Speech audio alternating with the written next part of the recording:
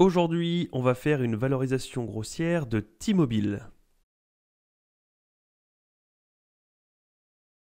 Alors, on l'a vu dans la précédente vidéo, T-Mobile, c'est une société pas comme les autres. Elle est dans un secteur des télécoms, qui est donc par définition un secteur lent et gros et pas du tout high-tech.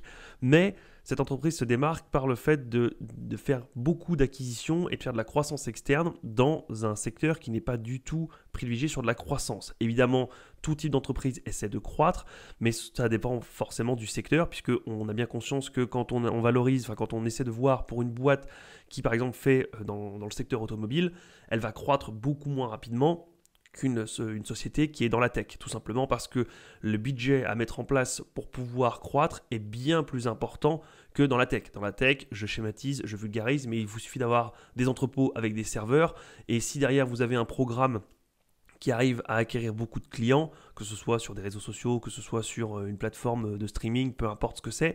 Du moment que vous avez une force de frappe pour réussir à acquérir beaucoup de clients, donc que ce soit à coup de marketing, de pub ou parce que votre plateforme est bien, dans tous les cas, ça coûte pas très cher. Ce qui coûte horriblement cher, enfin le plus cher dans le business, c'est les serveurs. Et ça reste quelque chose de très très faible comparé à une industrie entière, avec des machines, avec toute l'industrie qui va derrière, par exemple, une industrie automobile. Donc, on est dans un secteur de télécom où il faut payer d'énormes licences pour pouvoir émettre sur certains réseaux. Et en plus, il faut derrière des antennes, des terrains, etc. Donc c'est quelque chose qui est relativement lourd et c'est rare de voir des entreprises comme ça qui arrivent à croître aussi rapidement. On va donc voir si c'est une bonne ou une mauvaise manière. On va voir si elle est un concurrent dangereux pour Verizon et AT&T, puisque c'est la troisième plus grosse dans ce secteur-là. Et comme elle a une approche bien différente des deux premières, on va voir si c'est une bonne ou une mauvaise chose, ou si c'est neutre. Donc on passe à la valorisation, on arrive directement ici. Donc j'ai remis les différentes données qu'on avait vues l'autre fois dans le screener. Elles sont mises ici, donc à peu près 80 millions de milliards de chiffre d'affaires, pardon. Une dette colossale de 107 milliards, mais on l'a déjà expliqué dans les vidéos pour Verizon et AT&T. C'est une dette qui est énormissime comparée au chiffre d'affaires et comparée à la capitalisation, puisqu'on a, alors on va dire 2/3 de la dette qui équivaut à 2/3 de la capitalisation, pardon. Et donc, on se retrouve avec une dette colossale qu'il faut gérer. Mais c'est obligatoire dans ce genre de secteur, donc c'est comme essayer de voir et de se dire, tiens, par exemple sur Renault ou sur Stellantis, la dette est énormissime comparée à la capitalisation. Oui, mais c'est parce que c'est le secteur qui veut ça. Sans entrepôt, sans machine, sans tout ça, vous n'exercez pas dans ce secteur. De la même manière ici, sans terrain, antenne, etc., sans grosse infrastructure, avec tous les câbles, le réseau, etc., vous ne pouvez pas exercer dans ce domaine. Donc, cette dette est importante, mais elle est obligatoire dans ce domaine. De deux, ça fait une énorme barrière à l'entrée pour quelqu'un qui voudrait se lancer dedans. Il faudrait déjà acquérir pour des millions, voire des centaines de millions, voire des milliards pour commencer à exercer correctement dans ce secteur. Et de trois, il faut voir le poids de la dette, mais en termes de paiement annuel. Si vous avez une dette à 100 milliards, mais que vous pouvez la rembourser en 3 siècles, c'est pas la même chose que 100 milliards à rembourser pour l'année prochaine. Je prends toujours cet exemple d'un appartement que vous achetez à 100 000 euros. 100 000 euros à rembourser pour dans 2 ans, la mensualité va être énormissime. Et si vous êtes au SMIC, ça va être difficile. Si vos 100 000 euros, vous les avez empruntés sur 35 ou 40 ans, même si c'est plus possible, mais admettons, vous allez emprunter sur 40 ans, ça vous fait une mensualité beaucoup plus faible. Et donc, si vous avez une petite mensualité, mettons de 200, 300 euros par mois, avec un SMIC, c'est envisageable. Là où 100 000 euros en 2 ans, ça ne l'était clairement pas. Donc, il faut voir le poids de la dette, mais en termes de mensualisation ou annuel, ça dépend comment vous voyez les choses, mais dans tous les cas, il faut mettre ça en perspective face au revenu net. Et donc, si la mensualité est complètement absorbable, complètement encaissable par les revenus nets, eh bien, ce n'est pas forcément un problème. Quoi qu'il en soit, il se trouve que la dette est quand même colossale, c'est à prendre en compte. Les capitaux propres qui augmentent tranquillement et qui sont assez importants. Le PER, alors le PER pour celui-ci, j'ai mis du coup, alors on a 11 pour l'industrie et 27 pour celui-ci, parce que tout simplement, j'ai rien inventé. Quand on est sur Investing, il nous donne donc la société et il nous donne son PER. Alors j'ai la même chose sur TradingView, donc c'est très bien. On est à 27, voilà, donc là on est à 26,6, c'est très bien. Et l'industrie à 11.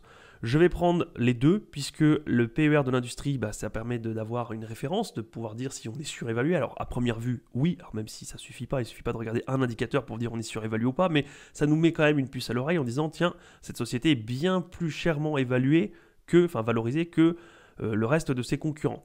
Ça nous permet de voir ça. Et du coup, on garde aussi le PER de la société parce que c'est peut-être parce qu'elle a un concept innovant, qu'elle agit de manière différente. Donc, il faut aussi prendre ce PER-là pour avoir une idée.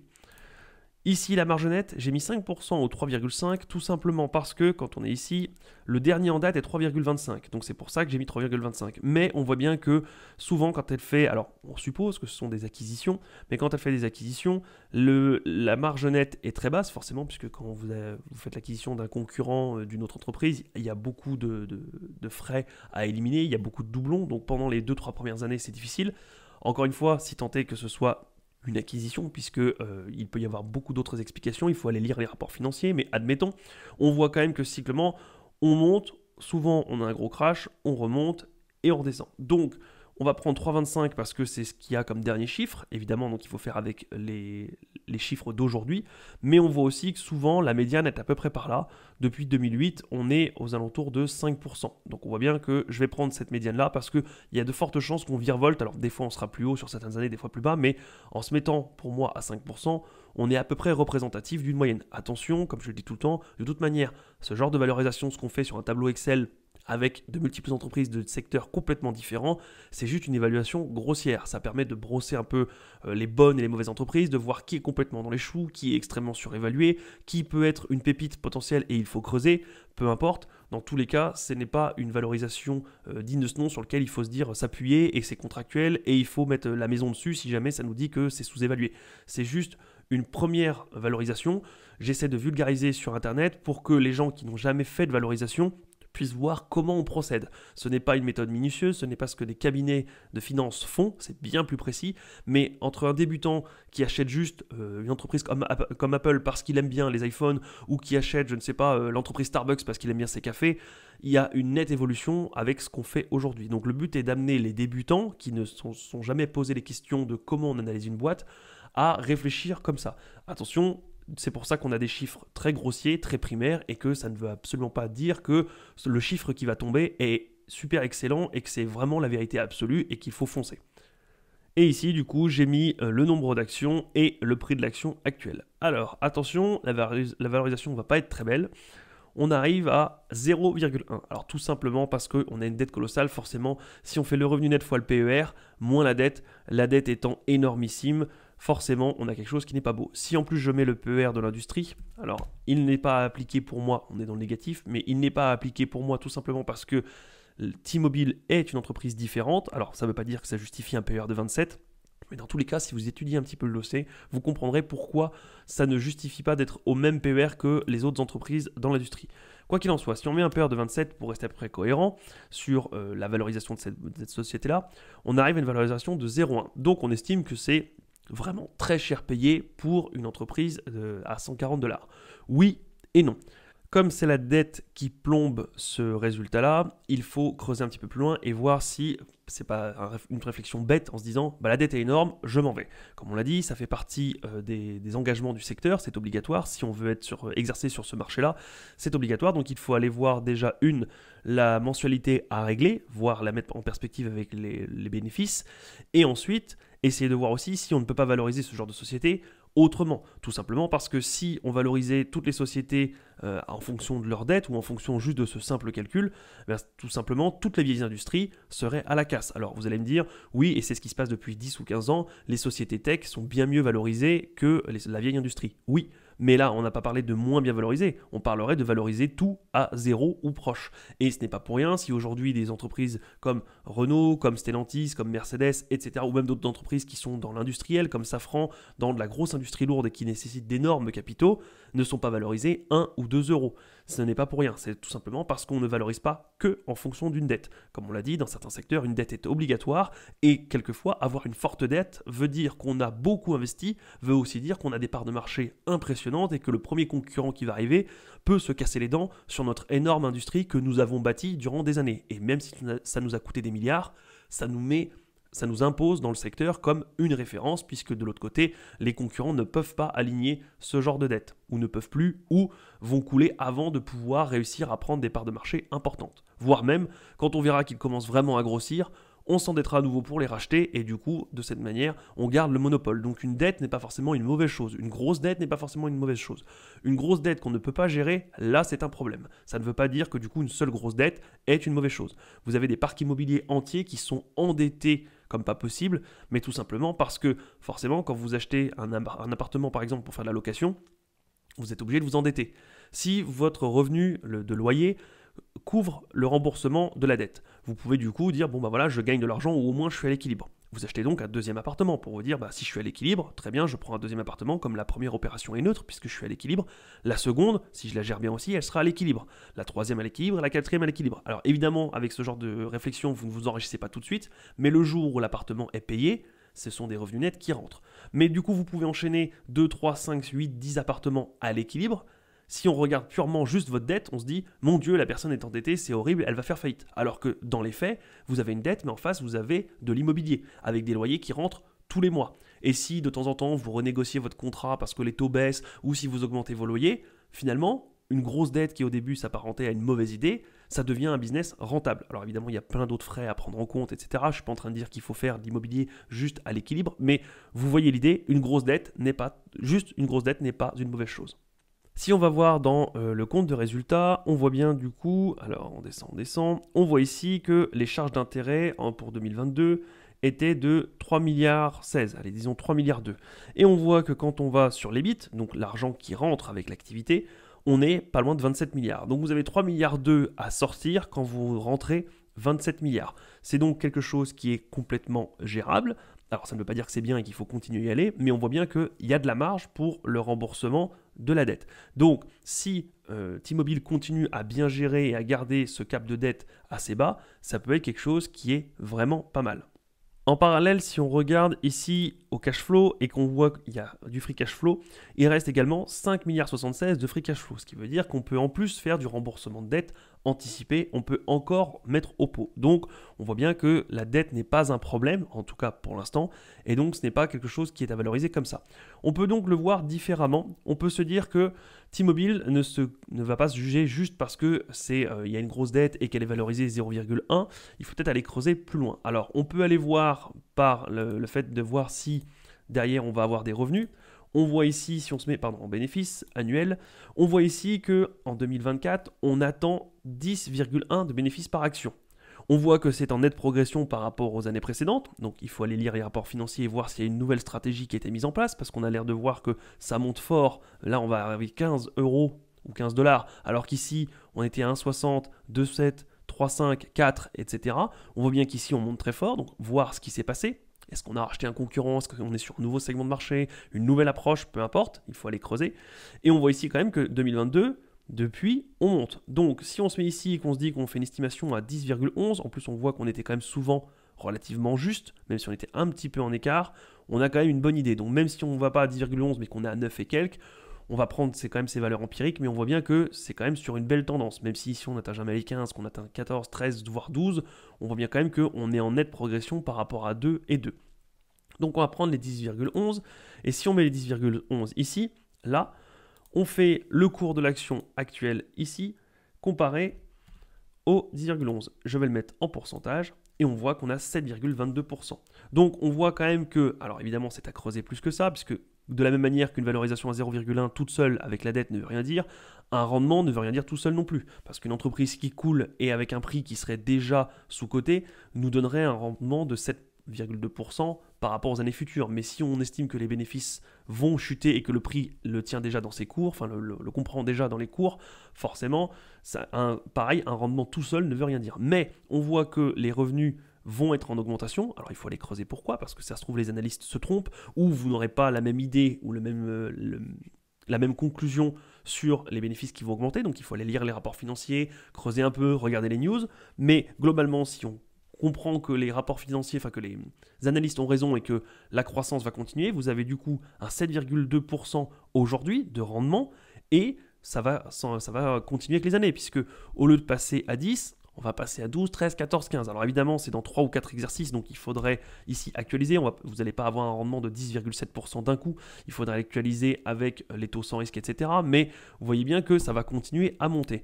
Donc si on laisse ici le 10 le 10 $ par action, on a 7% et quelques. Donc c'est une bonne chose.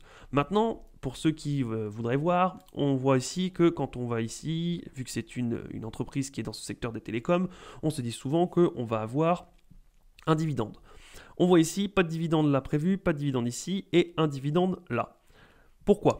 Si on creuse un petit peu et qu'on regarde, on a T-Mobile qui annonce un retour aux actionnaires de 19 milliards. Alors attention, ce 19 milliards ne vont pas être directement versés aux actionnaires. Enfin, pas directement, ça va être indirectement fait. On a un premier dividende, ce qui est une bonne chose. Ça veut dire que l'entreprise se dit on a assez d'argent pour assurer un dividende, parce qu'en général, quand une entreprise ne fait pas d'argent, elle ne se met pas dans la distribution d'un dividende. Donc, son premier dividende de 750 millions pour 2023. Et elle versera environ 3 milliards de dollars supplémentaires en 2024. Donc on aura sûrement 3 milliards 750 en 2024, ce qui est une très bonne chose.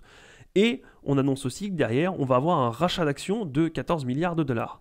Donc dans la même idée et la même réflexion de pensée, une entreprise qui n'est pas confiante dans son avenir ne rachète pas pour 14 milliards de dollars de ses propres actions et ne commence pas à lancer un programme de rachat de dividendes. Il arrive que des entreprises, vu qu'elles ont un historique de dividendes, se mettent à s'endetter pour fournir un dividende parce qu'elles ont peur que si jamais elles coupent le dividende, ce sera mal vu. Oui, c'est vrai. Mais là, on est dans un cas différent. Elle n'a jamais versé de dividende, donc ça n'a jamais posé problème. Donc, lancer une communication officielle pour dire qu'on va se mettre à verser des dividendes, c'est bien qu'on a la santé financière et les reins solides parce qu'on ne fait pas ça pour annuler le dividende l'année prochaine ou l'année d'après.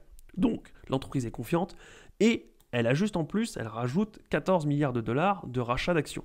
Donc, on est sur quelque chose où ça mérite de creuser le dossier, puisqu'une entreprise qui a l'air en très bonne santé, avec des chiffres en progression, comme on a vu ici, je vais remettre là, avec des chiffres en progression, comme on a vu ici, ça mérite quand même d'aller plus loin qu'une simple valorisation à 0,1 et de nous dire, bon, c'est nul, c'est trop cher, c'est vraiment, si je mets la décote du prix, ça va être, voilà, ça va être n'importe quoi. Donc, il faut aller creuser. Il faut savoir que T-Mobile est une entreprise légèrement différente de Verizon et de AT&T, tout simplement parce qu'elle fait beaucoup de croissance externe. Elle rachète énormément de sociétés et c'est comme ça qu'elle arrive à croître. Donc, quand on ne sait pas ça, on ne comprend pas pourquoi la marge n'est pas très élevée, pourquoi il y a de l'endettement qui grandit à vue d'œil, pourquoi tout ça. Donc l'idée est d'aller creuser. Alors je regarderai si entre deux entreprises, entre deux valorisations, je vais aller voir les rapports financiers et écouter une conférence call et essayer de vous faire une synthèse de tout ça. Mais je vous suggère de vous faire vos recherches, de vous informer, de vous documenter parce que T-Mobile pourrait être une belle entreprise et pourrait annoncer un avenir qui va être vraiment pas mal. Surtout quand on regarde les analystes, les avis des analystes, plus l'entreprise elle-même qui communique sur un futur dividende. Et si on regarde le futur dividende, donc on va dire 1,27 $. Si on se met là-dessus et qu'on se dit qu'on va avoir 1,27 $ divisé par le prix de l'action actuelle qui est de 140, hop, on aurait un peu moins de 1%. Si je prends, alors je ne sais pas comment ils ont eu ces chiffres-là, si moi je prends tout bêtement l'annonce qu'il y a eu de dire on va lâcher donc 750 millions de dollars et 3 milliards de dollars supplémentaires en 2024. Si je me mets là, je vais prendre 3 milliards plus 750 millions. Donc, je vais reprendre ce calcul. Je vais mettre 3,75. Pardon. 3,75. On n'est pas en pourcent, je vais le mettre en dessous. Hop. 3,750 millions de dollars. Enfin, milliards, pardon. Milliards divisé par le nombre d'actions. Donc, je vais m'abstenir de mettre des zéros derrière. C'est 3,7 milliards pour 1,2 milliard d'actions. Donc, je divise tout simplement par ce chiffre-là. Forcément, ah oui. Hop. Ça nous donne donc 3 $ ou 3,04 € pour le dividende. Et si du coup, on se met là à diviser le 3,04 par le prix de l'action actuelle, moi, ce que ça me donne, c'est que derrière, on a 2,17% de rendement pour 2024. Donc, on aurait potentiellement un bénéfice par action de 7,14, dont 2% nous serait redonné sous forme de dividendes. Et comme on a l'air d'être sur une entreprise qui est en croissance, une bonne croissance, puisque quand on voit qu'on est passé de 10,11 à 12 et quelques, puis à 15 en 2025 ou 2026, on peut estimer que ce bénéfice par action va monter à 7, à 8, à 10%, et que ce dividende, puisque si on commence à le lancer aujourd'hui, c'est peut-être pour faire une pseudo-progression, même si elle est douce, on pourrait passer à 2, 2,5, 3, 4% de dividende d'ici quelques années. On passe maintenant à la droite de régression. On voit, alors elle n'est pas très ancienne, elle n'a qu'une quinzaine d'années, tout simplement parce que le cours, on ne peut pas l'avoir avant. Donc il faut faire attention, une droite de régression est bien plus efficace sur du très long terme, et alors sur deux choses, et des cours de très long terme, et une société qui n'a pas changé de business model ou de secteur. Forcément, puisque c'est comme un PER. Quand on compare un PER, il faut comparer un PER. On compare des pommes avec des pommes. Si vous avez une société qui avant faisait du streaming et aujourd'hui s'est reconvertie dans une autre branche, les PER des secteurs, des fois, sont différents. Donc à l'époque, un PER de 25 était peut-être un PER normal. Aujourd'hui, on a un PER de 8, mais peut-être que le PER de 8 est à nouveau normal dans un secteur, le nouveau secteur. Donc on compare toujours ce qui est comparable. Un PER, et de la même manière qu'une droite de régression, c'est sur du très long terme et si l'activité n'a pas changé. On voit qu'on a été surcoté pendant un petit moment et qu'on est aux alentours de la droite de régression qui est en noir ici. On est passé à moins un écart type, voire même un petit peu en dessous pendant un petit moment, en 2012-2013. Et on voit qu'on est remonté et qu'on suit à peu près la droite de régression. On a eu quelques hauts, mais globalement, on est toujours à peu près à ce niveau-là. Donc on pourrait se dire qu'en ce moment, on est pas mal de la normale, de la tendance normale. Et on voit également que cette droite de régression a une sacrée pente, parce qu'il y a d'autres business qui ont une pente bien plus soft.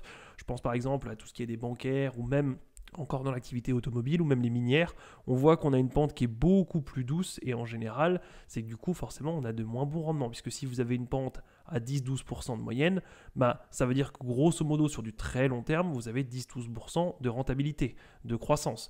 Donc évidemment vous avez des bas et des hauts, mais globalement si on prenait depuis ici et qu'on admet que ça suit à peu près, que ça virevolte autour de la droite de régression, si on prenait à partir de là, on aurait environ 10-12% de croissance, ce qui est vraiment pas mal. Donc, à voir si on privilégie la croissance ou la stabilité avec AT&T et Verizon. Ce que je vous encourage à faire, en tout cas, c'est d'aller voir pourquoi T-Mobile agit différemment et quelles sont les forces de T-Mobile dans ce marché-là, parce que vous pourriez être surpris. Voilà, c'est tout pour aujourd'hui. Je vous dis à la prochaine. Salut!